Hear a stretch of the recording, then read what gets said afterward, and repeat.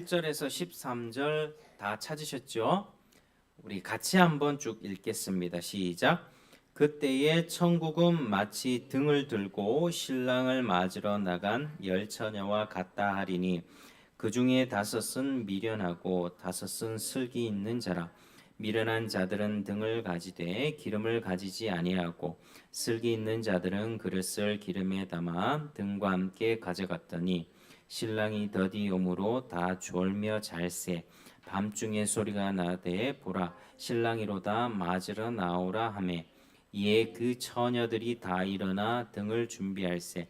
미련한 자들이 슬기 있는 자들에게 이르되 우리 등불이 꺼져가니 너희 기름을 좀 나눠달라 하거늘 슬기 있는 자들이 대답하여 이르되 우리와 너희가 쓰기에 다 부족할까 하노니 차라리 파는 자들에게 가서 너희 쓸 것을 사라 하니 그들이 사러 간 사이에 신랑이 오므로 준비하였던 자들은 함께 혼인잔치에 들어가고 문은 닫힌지라.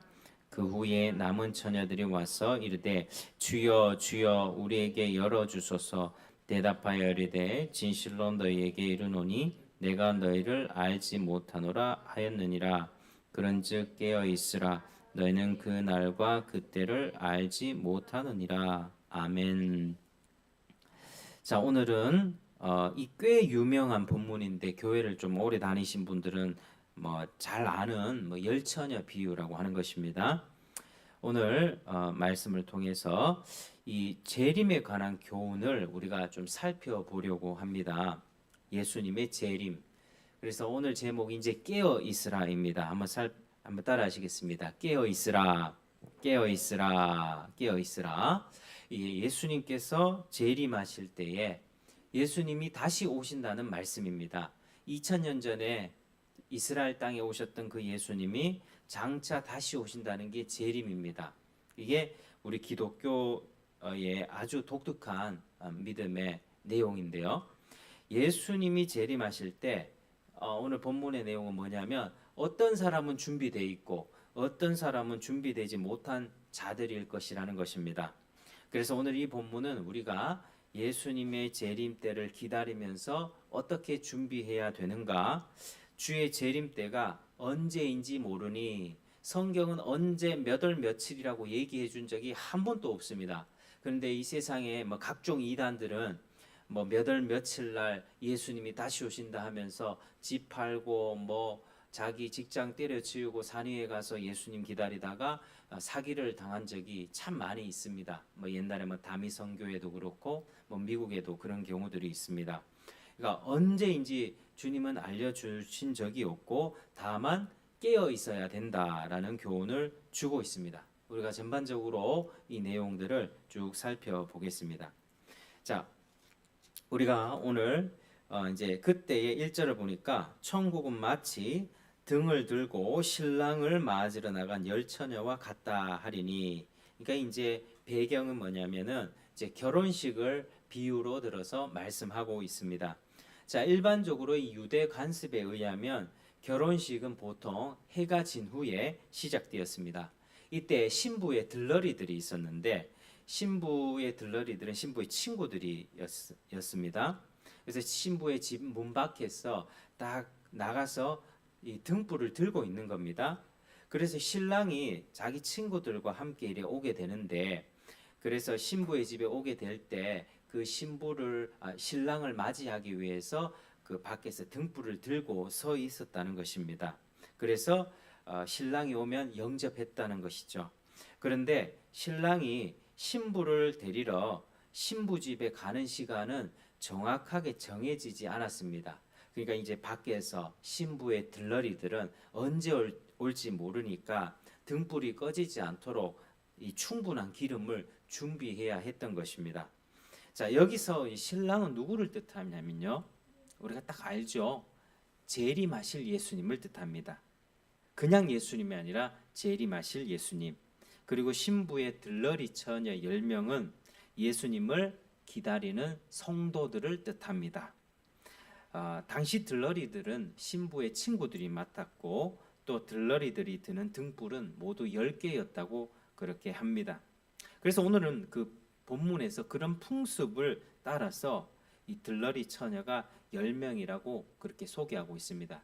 예수님 어떤 비유를 주실 때 그들의 지금 삶의 모습과 삶의 풍습과 가장 가까운 비유를 딱 들어서 천국은 어떤 것이다라고 하는 진리를 가르치는 것입니다. 자, 그런데 이 10명 중에서 5명은 어떻다고 얘기합니까? 2절에 보니까 5은 미련하고 5은 슬기로운 자라 그렇게 말씀하고 있습니다. 미련하다는 것은 신중하지 못하고 예측 능력이나 지혜가 없는 상태를 뜻합니다. 반면에 슬기로운 것은 신중하고 사려 깊으면서 분별력 있는 상태를 뜻합니다. 그러니까 미련한 자들의 특징은 여기서 3절에 보니까 자, 등을 가지되 뭘 가지지 않았다고요? 기름은 가지지 않았다. 자, 슬기 있는 자들은 어땠습니까?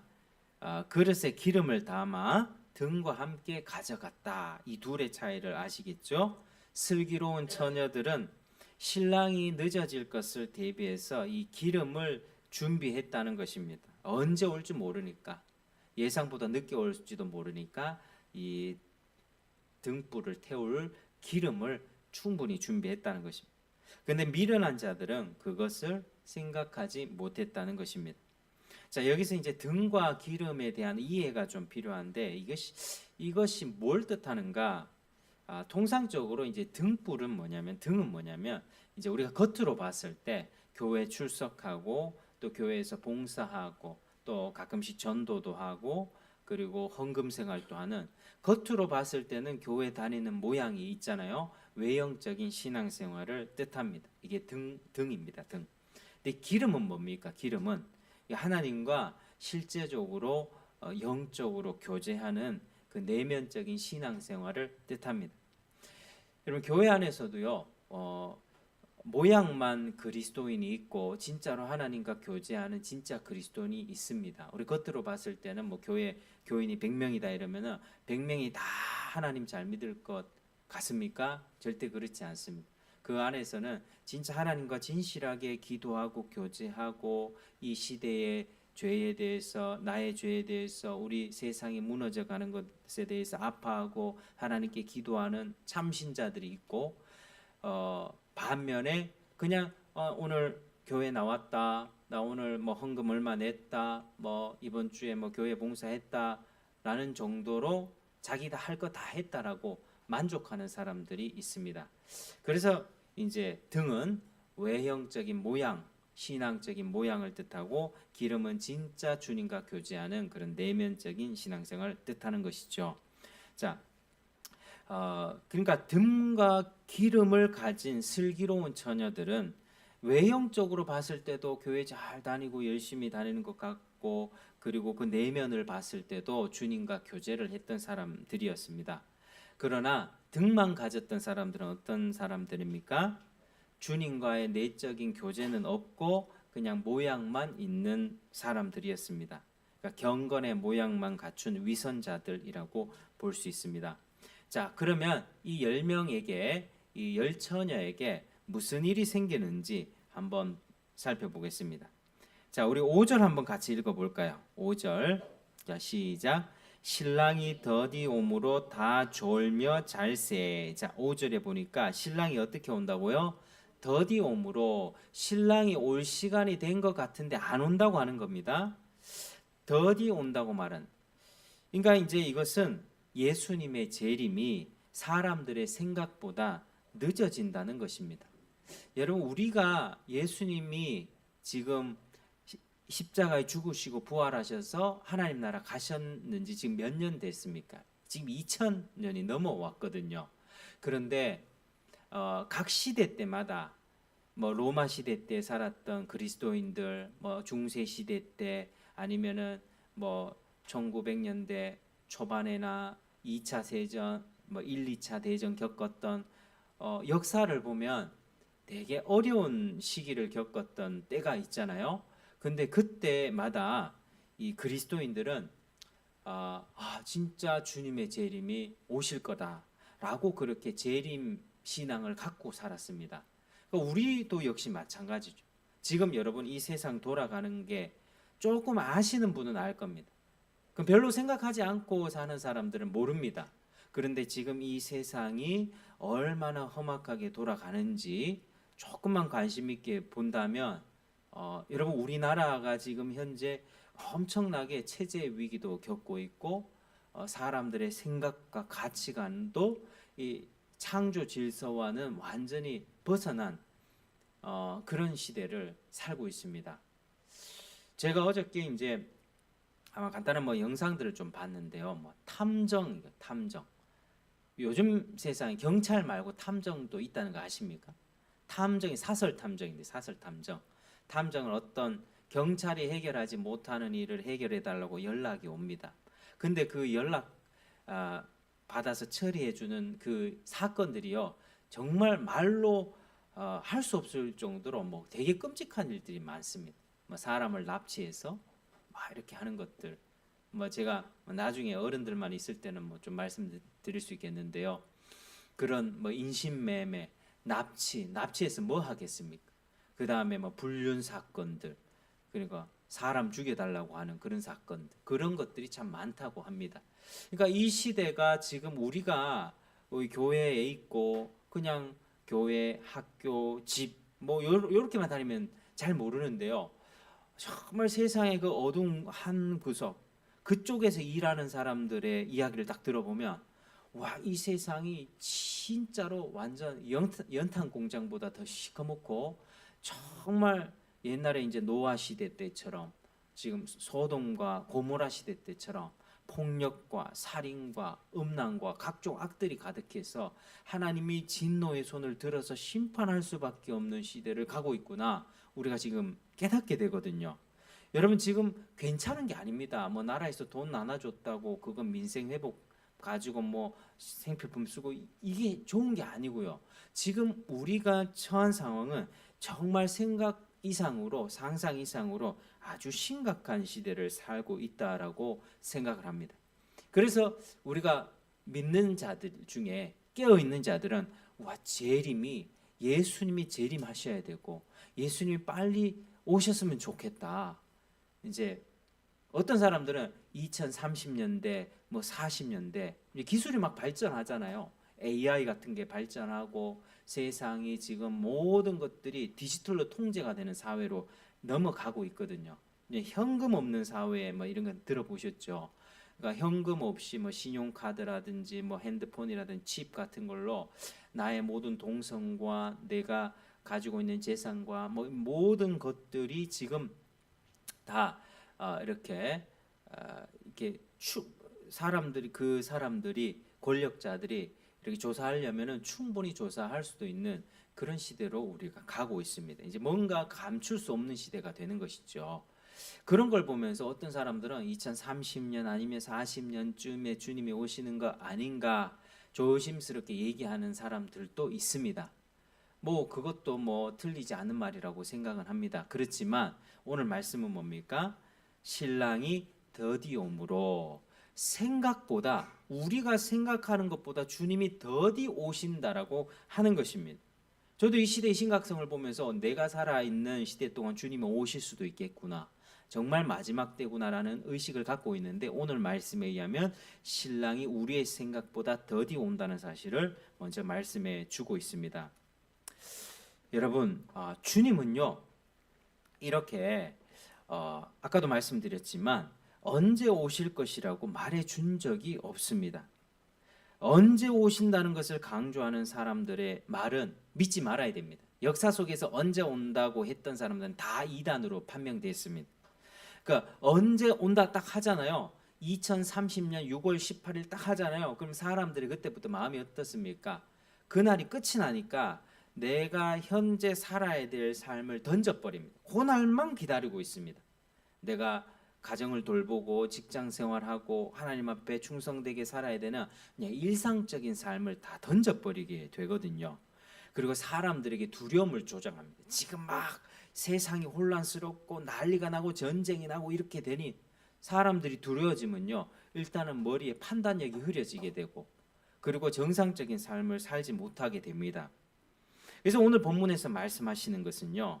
주님이 오시는 때가 아니라 오시는 양상을 강조하고 있는 것입니다. 주님은 더디 오신다. 그러므로 언제쯤 올 거라는 것을 자꾸 생각하면서 두려움에 빠져야 되는 것이 아니라 더디 오신다는 것을 먼저 기억해야 합니다. 자, 그렇다면 성경에서 봤을 때 주의 재림이 자꾸 지체가 되는 이유가 무엇입니까? 베드로후서 3장 9절은 이렇게 얘기하고 있습니다. 주의 약속이 어떤 이에 더디다고 생각하는 것 같이 더딘 것이 아니라 오직 너희를 대하여 오래 참으사 아무도 멸망치 않고 다 회개하기에 이르기를 원하시느니라. 주님이 더디 오시는 이유가 뭐라고요? 한 사람이라도 더 구원하시기 위해서. 이 죄악된 세상 가운데 하나님이 바로 심판을 내리지 않는 이유는 어딘가에 구원받아야 될 주의 백성들, 남은 자들이 숨겨져 있기 때문입니다. 그래서 한 사람이라도 더 구원하기 위해서 주님은 오래 참고 계신다. 우리는 그런 주님의 마음과 뜻을 깨달아서 이 시대에 주의 재림이 임박했다는 것을 느끼면 느낄수록 더 인내하면서 신앙을 지키며 살아야 되는 것입니다. 또 주변에는 어떻게 해야 되겠습니까? 주님의 다가오는 심판을 경고하면서 은혜의 복음을 전해야만 합니다. 이제는 이제 예수님의 사랑과 은혜만 전할 때가 아니라 예수님의 재림과 다가올 심판에 대해서도 이야기해 주면서 주님의 은혜와 그 사랑을 함께 전해야 됩니다. 여러분, 예수님의 십자가가 나에게, 우리에게 좋은 소식이 되는 이유가 무엇입니까? 왜 예수님을 믿으면 좋습니까? 우리가 예수님을 모른다면 처하게 될 그 지옥 형벌이 있기 때문이죠. 나쁜 소식이 먼저 있는 겁니다. 하나님을 떠나 살아가고 있는 우리 인생들에게 하나님의 진노가 하늘로부터 내려진다는 이런 나쁜 소식이 있기 때문에 예수님이 우리에게 좋은 소식이 되는 것입니다. 그래서 주변에 다가오는 하나님의 심판을 경고하면서 복음을 부지런히 전해야 되는 것입니다. 주의 재림에 관해서 관심을 가지는 그룹들 중에는 두려움에 빠진 사람들이 참 많이 있습니다. 제 주변에도 뭐 그런 사람들이 이렇게 건너서 있는데 그 사람들 보면 청년이라도 직장 생활을 이렇게 굳세게 하기보다는 이렇게 직장을 이렇게 벗어 던지고 주의 재림이 이제 곧 임박했으니 이제 결혼도 안 하고 뭐 그렇게 사는 사람들도 있습니다. 그 왜 그렇습니까? 두려움, 환란에 대한 두려움이 있죠. 주님의 재림이 가까이 오면 올수록 세상은 혼란스러워질 건데 두렵기 때문에 내가 그렇게 하지 못하는 것입니다. 자연재해와 전쟁과 기근과 온갖 범죄와 대환란이 있기 때문에 두려워하는 것입니다. 그리고 두려움에 빠지면 절대로 신앙생활을 건강하게 할 수 없습니다. 내가 겁이 나서 이렇게 내가 죽으면 어떡하지? 내가 고통당하면 어떡하지 하면은 계속 그걸 피해 다니게 되거든요. 피해 다니고 건강한 신앙생활을 할 수가 없고 그냥 숨어 지낼 수밖에 없게 되는 것입니다. 그러나 우리가 주의 재림이 더디다는 것을 볼 때에 우리는 주님은 그런 환난 가운데서도 여전히 한 영혼이라도 구원하길 원하신다는 마음을 알고 우리가 복음 전하기를 원하십니다. 그래서 요한계시록 11장에는 이 마지막 때에 부어질 뭐 인과 나팔 재앙 뭐 이런 것들이 있는데 막 자연이 흔들리고 뭐 지진이 내려지고 막 이렇게 수목이 불타는 그런 전염병이 돌고 하는 그런 재앙들이 막 내려지거든요. 그런데 그 가운데에서 두 증인이 나와서 복음을 증거한다는 내용들이 있습니다.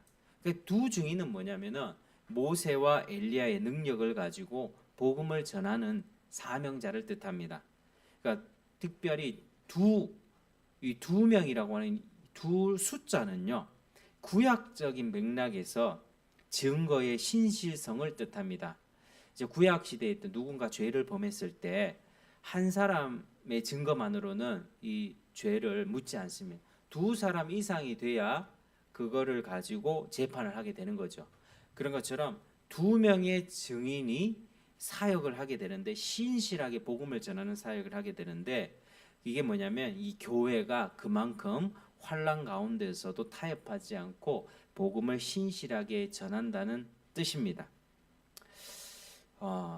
여러분, 환난이 다가오고 여러 가지 어려움과 세상에 흉흉한 소식들이 들려올 때 마음이 불안해지고 염려가 생길 수 있습니다. 자, 숨어 지내고 싶고 도피하면서 살아가는 삶이 될 수도 있습니다. 그러나 주님은 그런 어려운 때에 그 깨우는 영혼이 있다는 것이죠. 우리 주님께서는 사람이 등 따시고 배부르고 풍요롭게 살 적에는 복음에 대해서 관심이 별로 없습니다. 그냥 별 문제 없으니까.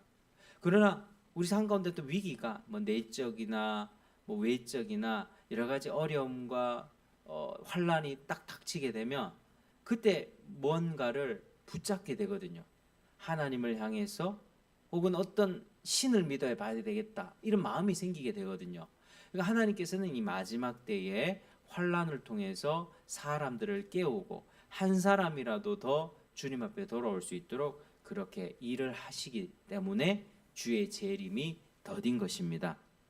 자, 그런데 이 교회는 그 일에 함께 동참하게 되는 것이죠. 신실하게 복음을 전하는 것이 바로 교회의 사명이라고 하는 것입니다. 그런데 그럼에도 불구하고 주님이 더디 오시면 우리의 부족함이 많이 드러날 수밖에 없습니다. 사명을 역동적으로 감당하면서 복음 전하고 살아가면 좋겠지만, 자, 5절에 보니까 신랑이 더디 오므로 어떻게 됩니까? 다 졸며 잘세. 이렇게 10명의 처녀들 전부가 졸았다는 겁니다. 10명이 전부가 졸았다. 슬기로운 처녀도 졸았고 이 미련한 처녀도 같이 졸았습니다. 깨어서 신랑을 기다려야 했지만 그들은 이 육체의 연약함에 잠이 든 것입니다. 여러분, 주님과 교제하며 살아가는 성도들도요, 이렇게 사명을 잠시 잊고 그렇게 무너질 때가 있는 것입니다. 우리가 신앙생활을 할 때에 우리가 거듭났지만 우리의 주님과의 교제가 이렇게 열리고 주님과 관계가 화목하게 됐고 예수님 영접하고 하나님의 자녀가 됐지만 주님과의 교제가 좀 부족하면요, 언제든지 나락으로 떨어질 수가 있습니다. 참된 신자라고 할지라도 불신자보다 더한 그런 죄에 빠질 수도 있습니다. 그러니까 우리는 신앙생활하면서 늘 점검해야 되겠죠. 내가 진실로 하나님을 아는 사람인가를 또 점검해야 되겠고, 또 내가 주님과의 교제가 어떠한가를 늘 점검하면서 우리의 믿음이 지금 깨어 있는가, 내가 졸고 있는 신앙은 아닌가를 한번 살펴봐야 되는 것입니다.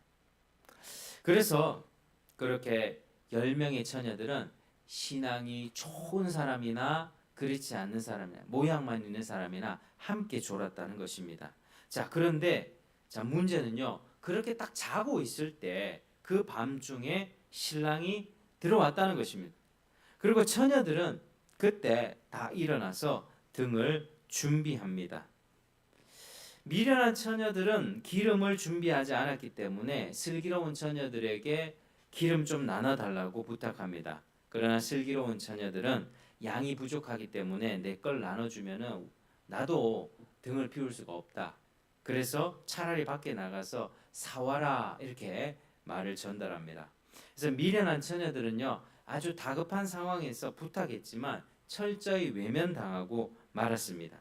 그렇게 미련한 처녀들은 기름을 사러 나갔고 슬기로운 처녀들은 함께 혼인잔치에 들어갔습니다. 그리고 곧 문이 닫혀버렸습니다. 그 후에 처녀들이 이제 기름을 사서 들어왔는데 문이 닫혀 있잖아요. 똑똑똑 하면서 문을 열어달라고 두드리는 것입니다. 11절 같이 읽겠습니다. 11절 시작. 그 후에 남은 처녀들이 와서 이르되 주여 주여 우리에게 열어주소서. 그런데 안에서 들려오는 대답은 매우 냉정한 답입니다. 12절 같이 시작. 대답하여 이르되 진실로 너희에게 이르노니 내가 너희를 알지 못하노라 하였느니라. 아멘. 자, 여러분, 여기서 신랑이요 밤중에 온다는 것은 예수님이 도적같이 온다는 것을 뜻합니다. 재림이 많이 지체되고 더디 오고 있지만 혼련이 도둑같이 재림하신다는 것. 도둑같이 재림하신다. 그리고 그때 주님과 인격적인 관계가 없던 자들은 주님을 맞이하지 못하게 되고 영원한 수치와 부끄러움을 당하게 되는 것입니다. 내가 너희를 알지 못한다. 이렇게 주님이 영원한 심판을 선언하게 되는 것이죠. 자, 여러분, 오늘 본문 말씀에서 여러분들은 무엇을 보셨습니까? 여러분 먼저 기억할 것은 예수님은 재림한다는 사실입니다. 한번 따라 하시겠습니다. 예수님은 반드시 재림하십니다. 시작. 예수님은 반드시 재림하십니다. 사도행전 1장에서 예수님은 승천하셨는데 사도들이 그 모습을 쳐다보고 있습니다. 예수님이 구름 가운데 하늘로 올려가시는 것을 보면서 그때 두 천사가 말을 합니다. 갈릴리 사람들아, 어찌하여 너희가 서서 하늘을 쳐다보느냐? 너희 가운데 하늘로 올려지신 이 예수는 너희가 본 모습 그대로 오게 될 것이다. 그러니까 예수님은 올라간 그대로 오시는 거죠. 그러니까 예수님은 어떻게 오십니까? 육체를 가지고 오십니다. 육체로. 예수님은 예수님이 이스라엘 사람이죠. 우리로 봤을 때는 외국인입니다. 그러니까 예수님이 다시 오실 때도 그 올라간 그 모습, 그 육체를 그대로 가지고 오십니다. 여러분 그 신천지를 만나보면 제가 이걸 묻거든요. 예수님이 오신 모습 그대로 온다고 했는데 그 그대로 온 사람이 이만희 맞습니까? 하면은 그것도 아니래. 영으로 임했대. 영으로. 예수님이 다시 오셨대요. 그 사람들은 예수님이 다시 오셨는데 어떻게 왔냐? 영으로 오셔가지고 그 교주한테 들어갔다 이 말입니다. 그 예수의 영이 들어갔다. 그래서 그 재림 예수라고 하는 거죠. 근데 성경 분명히 뭐라고 얘기합니까? 오신 그대로 온다고 얘기하고 있습니다. 이단들은 이런 패턴입니다. 어떤 사람이 교주라고 말도 안 되죠. 어떤 사람이 막 여러 이단들이 있는데요. 그 교주들을 거의 재림 예수라고 막 박수치고 우리나라에만 재림 예수가 52명입니다. 근데 이 재림 예수가 왜 재림 예수가 되냐? 재림 예수가 영으로 와가지고 자기한테 임했으니 자기가 재림 예수라고 하는 거죠. 성경과 완전 벗어나지 않습니까? 오신 그대로 온다고 했지 누가 영으로 재림한다고 했습니까? 예수님은 우리가 봤을 때 이스라엘 사람 그 십자가에 못 박혔다고 죽으시고 살아나셨어. 도마에게 자기 옆구리와 못 박힌 손을 보여주시면서 자, 내 육체를 봐라. 영은 몸과 뼈가 없지만 살이 없지만 나는 있지 않냐. 예수님 부활하신 그 모습 그대로 지금 우리 지금 왕으로 통치하고 계시고 믿는 자들을 모으고 계십니다. 하늘에서 거처를 준비해 주고 계십니다. 그러다가 때가 되면 오시는데 그 모습 그대로 오십니다. 그리고 누구라도 딱 보면 압니다. 아, 저분이 예수님이다. 누구라도 부인할 수 없을 정도로 예수님은 그렇게 오신다라고 하는 것이죠. 여러분 주님은 그렇게 재림하십니다. 재림이 확실하다는 사실을 믿으시길 바랍니다. 그리고 주님은 죄와 상관없이 자기를 바라는 자들을 구원하시기 위해 반드시 오십니다. 2000년 전에 오셨을 때는 죄를 용서해 주려고 오셨잖아요. 회개의 기회를 주려고 오셨잖아요. 죄를 해결하려고 오셨습니다. 그래서 본인이 십자가를 지고 죽으시다가 살아나신 것이고요. 지금 앞으로 올 예수님은 어떻게 오시냐? 다시 한번 죄를 회개할 수 있는 기회를 주는 게 아니라 안 믿은 사람을 다 심판하고 신실하게 믿고 주님을 따랐던 그 사람들을 이 혼란하고 환란스러운 세상 가운데서 건져 주시려고 오십니다. 그러니까 지금이 기회입니다. 지금이 예수를 믿고 지금이 구원받을 때고 지금이 은혜 받을 때입니다. 예수님이 다시 오시면은 기회가 없습니다. 그때는 사탄도 멸망받고 사탄의 쫄개 귀신들도 다 멸망받고 하나님을 믿지 않고 대적했던 모든 악인들도 심판받습니다.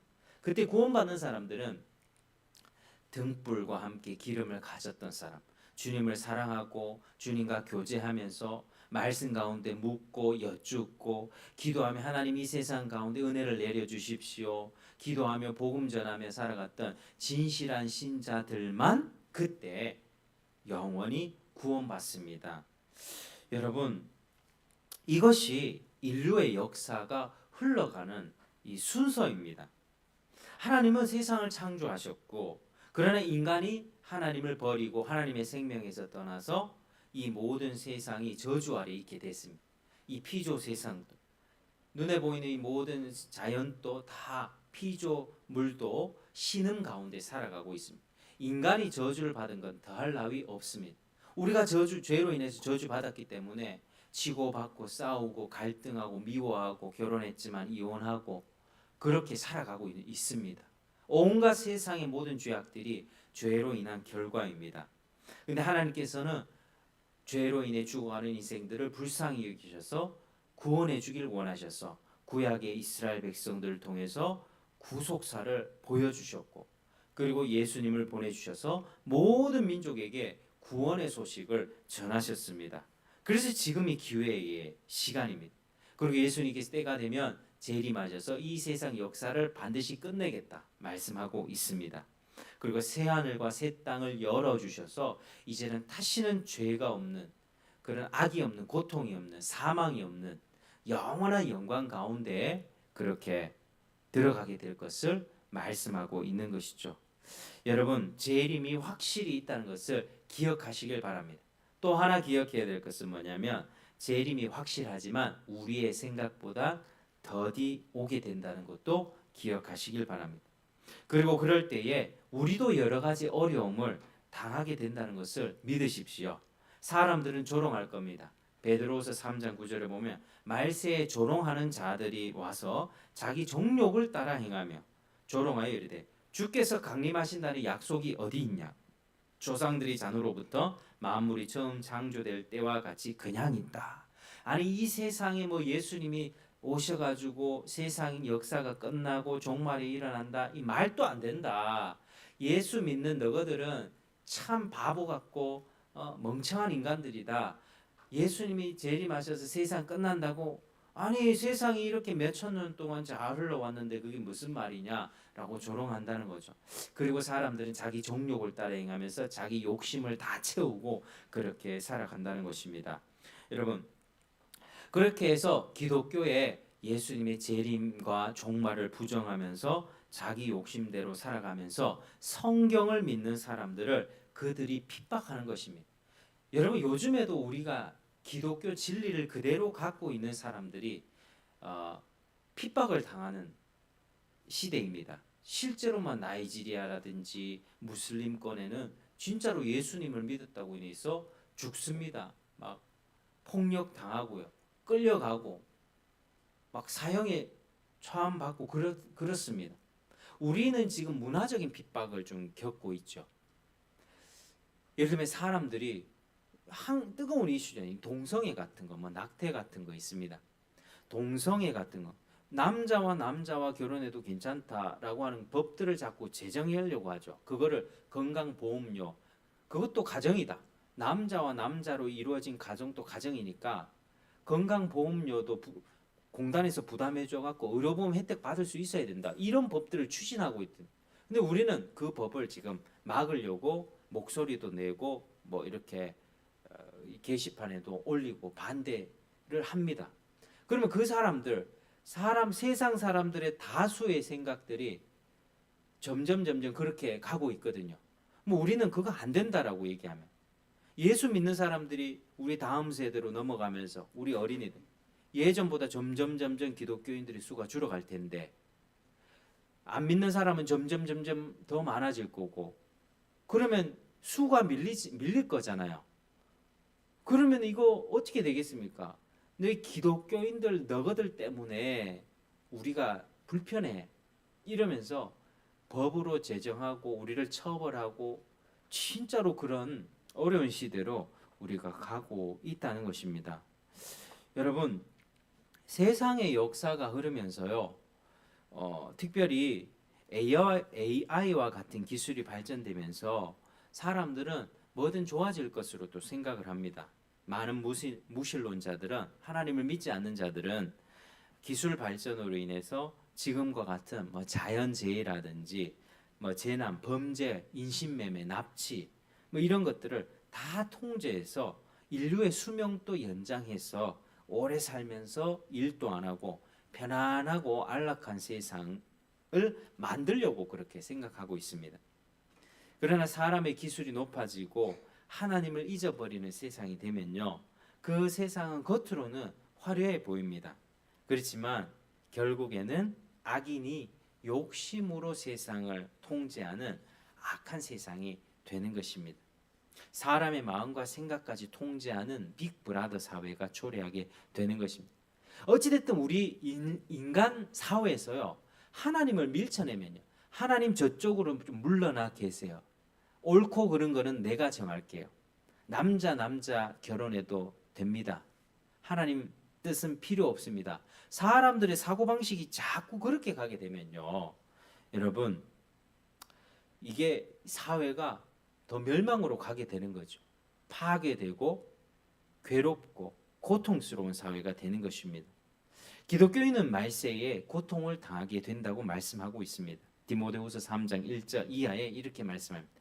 말세에 고통하는 때가 이르러 사람들이 자기를 사랑하며 돈을 사랑하며 자랑하며 교만하며 비방하며 부모 거역하며 감사하지 아니하며 거룩하지 아니하며 무정하며 원통함을 풀지 아니하며 모함하며 절제하지 못하며 사나우며 선한 것을 좋아하지 아니하며 배신하며 조급하며 자만하며 쾌락을 사랑하기를 하나님 사랑하는 것보다 더하며 경건의 모양은 있으나 경건의 능력은 부인하니 이 같은 자들에게서 네가 돌아서라. 말세는 어떤 때라고요? 고통의 때. 절대 기술력이 발전하고 모든 것들을 통제한다고 해서 그게 좋은 사회가 아닙니다. 사람들은 자기 욕심에 따라 행할 거고요, 하나님보다 쾌락을 더 사랑하게 될 것이고, 부모를 거역하고 감사도 없고 비방하면서 자기 사랑하고 돈 사랑하고 자랑하고 교만하는 이런 시대가 더욱더 거세게 오게 된다는 것입니다. 그래서 경건의 모양은 있으나 경건의 능력은 부인하니 이 같은 자들에게서 돌아서라. 여러분, 주님의 재림이 더디 오게 될 때에 환난과 고통은 더욱더 가중될 것입니다. 그러나 여러분, 우리가 한 가지 기억해야 될 것, 두려워하지 마시길 바랍니다. 이런 이야기들을 들으면 불안해지죠. 걱정이 됩니다. 그러나 주님께서 모든 상황을 통치하고 계시고, 이 주님이 이 환난과 어려움과 그리고 주님의 재림의 때도 주님이 지금 보고 계시다는 것입니다. 우리와 함께 계시고 또 주님께서 자기 백성을 지키고 보호하신다. 우리는 털끝 하나도 상함이 없을 것이라는 사실을 믿어야만 합니다. 주님은 그 과정을 통해서 우리를 연단시키고 더 깨우시고 더 순결하게 준비시키실 것입니다. 여러분, 우리가 이 말씀 앞에서 무엇을 점검해야 될 것입니까? 뭘 우리가 돌아봐야 되겠습니까? 지금 내가 기름이 채워졌는가? 여러분, 지금부터 기름을 준비해야 됩니다. 주님과 친밀한 교제를 하라는 것이죠. 경건의 능력을 갖춰야 된다. 이제 겉모습만 교회 다니는 게 아니라 정말 진실한 마음으로 주님과 교제하면서 내면적인 신앙생활이 회복이 돼야만 합니다. 하나님에 대해서 아는 것이 아니라 하나님을 실제로 알아야 되는 것입니다. 제가 윤석열 대통령을 압니다. 근데 윤석열 대통령이 저를 알까요? 모르겠죠. 하나님을 이런 식으로 알면 안 된다는 겁니다. 나 하나님 알아요. 근데 하나님 날 모른다. 난 널 모른다. 어떻게 할 겁니까, 여러분? 하나님이 세상 만들었고요, 뭐 어떻고요, 정보만 아는 게 윤석열 대통령의 고향이 어디고 뭐 어디고 이게 아니고요. 그분과 친밀한 교제, 하나님의 말씀을 내가 듣고 그 말씀 앞에 반응하고 기도하면서 죄를 회개하고 하나님의 뜻을 묻고, 지금 혼란한 시대 가운데 내가 직장 생활할 때, 주부로 지낼 때, 내가 삶을 살아갈 때, 뭔가 결정할 때 하나님께 여쭙고 묻고 하나님 뜻대로 살아가려고 하는 모든 삶의 모습들, 그게 바로 기름을 가진 자의 모습입니다. 복음으로 거듭나서 하나님 앞에 의롭다함을 받고 주님과 화목한 관계를 누리면서 말씀 사모하고 기도하면서 현실의 어려움 가운데도 믿음으로 돌파하고 인내하면서 능력 있는 삶을 지금부터 우리가 살아가야 되는 것입니다. 그게 기름이 준비된 사람이고 재림을 준비하는 삶입니다. 자, 사랑하는 여러분, 혹시나 여러분들 가운데 영적으로 잠을 자고 있다면 이제 잠에서 깨어나시기를 간절히 부탁드립니다. 주의 재림의 확실성을 믿고 종말이 곧 온다는 사실을 기억하십시오. 이제부터라도 하나님의 말씀 앞에 내가 서야 됩니다. 자꾸 그걸 밀쳐내면 안 돼요. 복음 앞에 내가 서야 되는 것입니다. 기도하며 능력 있는 삶을 구하시길 바랍니다. 하나님과 살아있는 관계를 만들어 가시길 바랍니다. 그리고 여전히 하나님과 화목하지 않은, 회심하지 않은 채, 거듭나지 않은 채 하나님과 그리스도의 복음에 대해서 아무 관심이 없다면 하나님에 대해서 얘기해줘도, 예수님에 대해서, 재림에 대해서, 세상에 닥치게 될 환난과 심판에 대해서 아무리 얘기해줘도 아무런 반응이 없다면, 보여지는 그냥 이 세상에서 먹고 살기 급급하고 그게 전부라고 생각한다면, 여러분 그때는 근심을 갖고 구원을 간구해야만 합니다. 하나님, 내 영혼이 지금 잠들어 있습니다. 내 영혼이 죽어 있습니다. 나를 살려주십시오. 여러분 그때에 예수님 재림하셨을 때에 내가 너를 알지 못한다 라는 선고가 내려지면 여러분의 영혼은 어떻게 되겠습니까? 영원한 형벌에 처해지지 않겠습니까? 여러분 지옥 형벌이 그냥 뭐 드라마나 영화에서 나오는 뭐 그 정도가 아닙니다. 상상할 수 없는 영원한 고통의 장소입니다. 주님이 재림하시는 그날이 멸망의 날이 아니라 축복의 날이 되기 위해서는 지금부터 우리 영혼에 대해서 고민하고 예수를 진실하게 믿고 하나님과의 관계를 회복해야 되는 것입니다. 여러분 오늘 이 말씀을 듣고 여러분 영혼에 많은 근심이 일어나기를 원합니다. 영혼의 근심, 내가 하나님 앞에 바른 관계에 있는가를 고민하고 주님 앞에 나아가도록 하는 동력이 말씀 앞에 근심하게 될 때 일어나게 되는 것입니다. 주여 내 영혼을 긍휼히 여겨 주시옵소서. 우리가 그것을 구할 때에 주님이 은혜 주실 줄 믿습니다. 여러분 이 시대는 정말 주님의 재림이 가까이 온 시대입니다. 그러나 주님이 언제 오실지는 아무도 모릅니다. 우리가 생각한 것보다 더 늦게 오실 것입니다. 그러나 우리가 이때에 우리 마음을 점검하고 우리 삶을 돌아보면서 기름을 채워 준비하며 하나님과 충만한 교제 가운데에서 능력으로 살아가시기를 또 주의 이름으로 축복합니다. 기도하겠습니다. 하나님 감사합니다. 오늘 이 말씀을 통해서 우리가 주의 재림의 확실성 그리고 더디 온다는 사실도 깨닫게 되었고 우리가 믿음을 준비하고 살아있는 하나님과의 그런 관계를 우리가 가져야 된다는 것을 깨닫습니다. 하나님 우리 영혼 가운데 하나님과의 관계를 회복시켜 주시옵소서. 더 친밀하게 주님 만나게 도와주시고 또 하나님 주님의 이름을 구하고 주님의 얼굴을 구하면서 하나님과 화목한 관계를 누리며 교제하며 경건한 능력으로 살게 하여 주시옵소서. 감사하며 예수님 이름으로 기도드립니다. 아멘.